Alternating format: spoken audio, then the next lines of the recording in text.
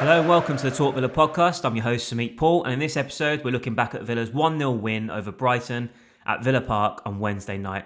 Now, it was another home game in which we toiled. I thought we looked devoid of rhythm, quality and intensity, and as such, we risked dropping more points after recent defeats at Villa Park to Everton and Brentford. Fortunately, though, Tyrone Mings popped up late on and headed Leon Bailey's corner goalward, and with the help of a deflection, it went on its way into the back of the net to secure 3 crucial points for us. As with every game, I'll be discussing my 5 key talking points as we have a deeper dive into our win over Brighton. But first, let's have a listen to the boss, Unai Emery, and his thoughts on the game as he spoke to Villa TV. Good evening, very important here with our supporters. And we recovered a little bit the energy we needed, but there's still work to do to recover more. More for us, for the supporters. And of course, we are with 50 points, and today how we achieved those 3 points is really fantastic. And tough match, difficult match. The last 2 matches at home in Premier League we lost, and today was very important to try to compete, to try to recover our mood individually, collectively, energy. Winning, of course, is helping us, and of course keep going. And today one step forward during the season. Really, we needed it. Yes, we was so equal the match, equal. But I think we got more their box, and we were creating some corners as well offensively. We started well. We had 2 chances with Morgan, more or less. The expectation I had before the match was in the plan. And then we planned 90 minutes because how we could manage the match, how they were as well managing the match was very, very important to be resilient 90 minutes, and as well to try to be patient when we were not dominated. More or less we dominate sometimes, they dominate sometimes as well, but how we are working as well set pieces and how we score it through Tyrone Mings is really very important. Another way we are adding. And then 50 points, of course happy today, and try to recover our energy, try to recover our good form, try to recover confidence. Today was a really very important, those 3 points for it. That was Unai Emery speaking to Villa TV after our 1-0 win over Brighton. So on to my 5 key talking points then, and let's start with Villa securing 3 massive points in the Champions League qualification race at a time when we are really struggling to play at our usual high standards. Now, for me, there's no doubt that Villa are well short of the level of performance that we're capable of producing. It's been particularly evident at home in the last couple of weeks with the defeats to Everton and Brighton. Emery will know that he'll have to find solutions to regain that rhythm and quality in our build-up play that allows us to carve through opposing sides so effectively. I thought we've really struggled to play with the necessary tempo and cohesion. Yes, injuries obviously aren't helping us. Matty Cash was the latest one to be sidelined, and when you're missing key individuals like Yuri Tielemans, Boubacar Kamara and John McGinn, that's obviously going to take a massive impact on how we play. But in terms of tempo, I think we were too slow again in this one. I thought that suited Brighton more than it did us, and they were able to grow into the game and become more of a threat. So we need to sort the tempo out. We need to move the ball quicker, for me, in my opinion, and just sort of regain that rhythm and that ability to break the lines and start playing through teams again.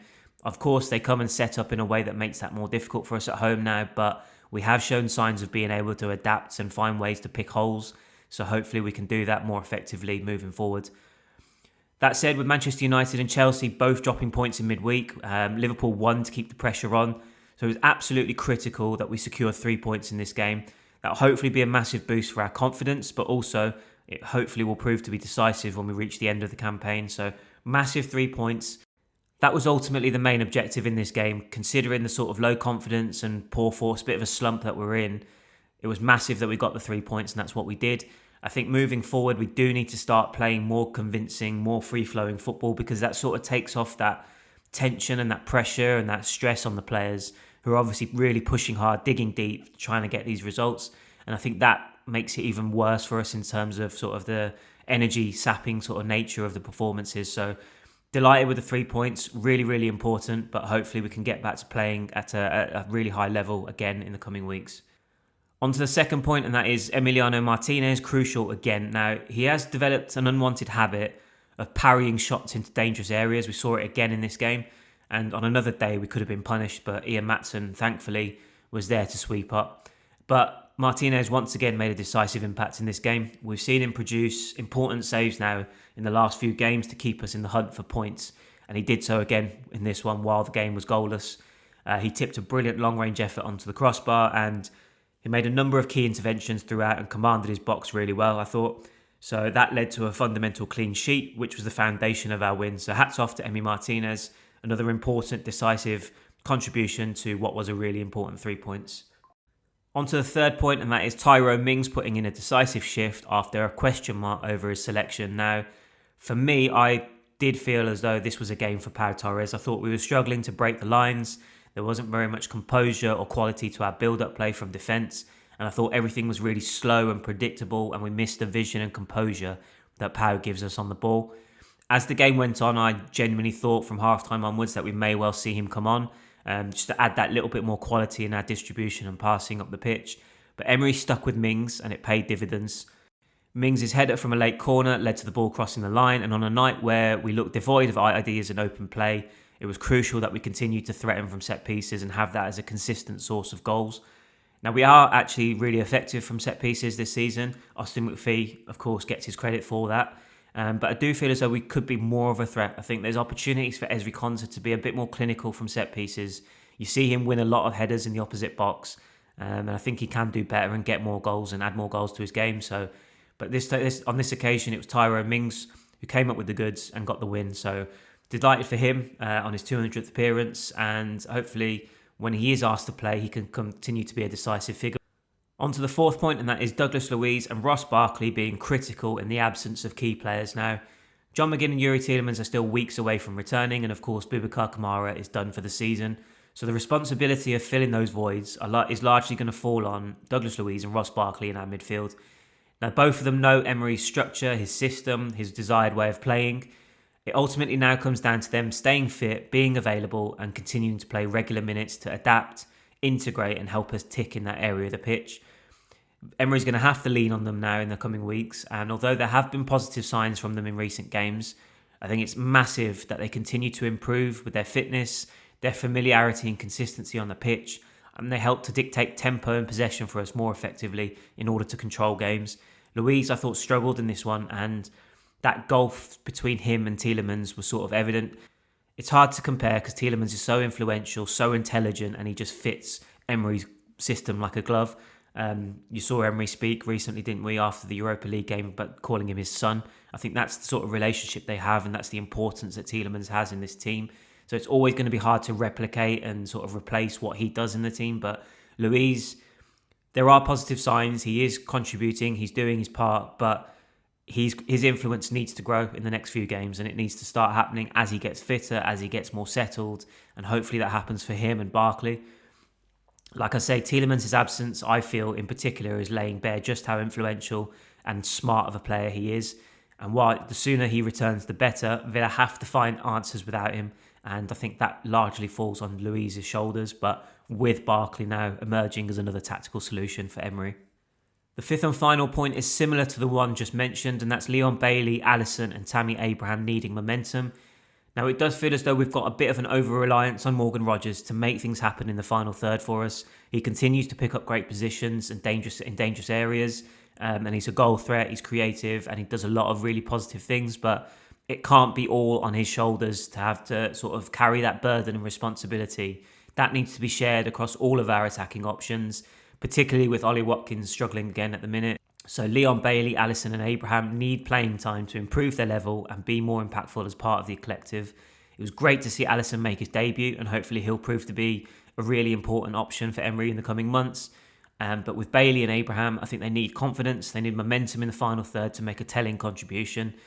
Bailey, we know, is a massive confidence player. It starts with confidence in his body to make sure that he's fully fit and he's healthy and he can play at his maximum sort of potential. But when he gets that confidence, when he gets that momentum on his side, you can see the difference when he takes players on. At the moment, it's not coming off for him. He did manage to be decisive with his corner. That was the assist for the goal. But we need more from him, better impact when he's out wide. He obviously stretches the pitch for us. He creates opportunities and openings for other players, his teammates. But we need more from him as a direct threat. And I think that will come the more he plays. So it's crucial that he continues to get minutes. Same with Abraham. I think I spoke about Watkins in the last podcast, and I sort of that his performance in this one reiterated everything that I was saying. I do feel as though Tammy Abraham needs to come into the team as a starter now for the next couple of games. Just give Ollie Watkins a little bit of a break and just let him deal with the nagging injuries that he may have that are continuing to bother him. But in terms of form, in terms of impact, in terms of influence, I think it's very, very minimal from him at the moment. And I just feel as though, especially with Newcastle in the FA Cup coming up this weekend, I think that is absolutely a game for Tammy Abraham to start and to try and get some goal-scoring momentum on his side. So hopefully with increased involvement, we'll see all these players have more prominent roles and show the quality and the consistency needed to make us a more dynamic and clinical attack in front of goal. So what were your talking points from our win over Brighton? Were you happy with the resilience shown by Villa to find the way to win, or are you concerned by the lack of quality that we're showing in games recently? Let me know your thoughts on our midfield and attacking options and how we can get back to playing our most convincing football. If you're listening on YouTube, leave a comment below. For those listening to the pod via Apple Podcasts, Spotify or other means, head over to talkvilla.substack.com and get involved in the conversation over there. So that's a wrap on this episode of the Talk Villa podcast. A big thank you for taking the time to have a listen. Please subscribe to the pod or channel, depending on where you're listening. That's either on Apple Podcasts, Spotify or YouTube. Give the episode a like or leave a review if you've enjoyed it. Sign up to the Talk Villa Plus newsletter on Substack for ad-free Villa news, opinions and analysis, all delivered directly to you. And there is also an option of a paid subscription for bonus content. All the details will be in the description of this podcast, but for more, please go to talkvilla.substack.com and subscribe. So, Villa get back to winning ways in the Premier League, and although it was far from convincing, it was vital that we found a way to win and get 3 points on the board in this game. As I mentioned earlier, we saw both Chelsea and Manchester United drop points, but with Liverpool winning, that keeps the pressure on us to keep kicking on and stacking wins and maintaining that gap over our rivals. It's Newcastle at home in the FA Cup this weekend before Leeds visit us in the Premier League the following weekend. And so as we wait for the likes of John McGinn, Yuri Tielemans, Matty Cash to come back from injury, hopefully those who are available to Emery can fill those voids more effectively. I'll be back after our game against Newcastle this weekend to hopefully discuss another win and our progress in the FA Cup. But until then, enjoy this win and up the Villa.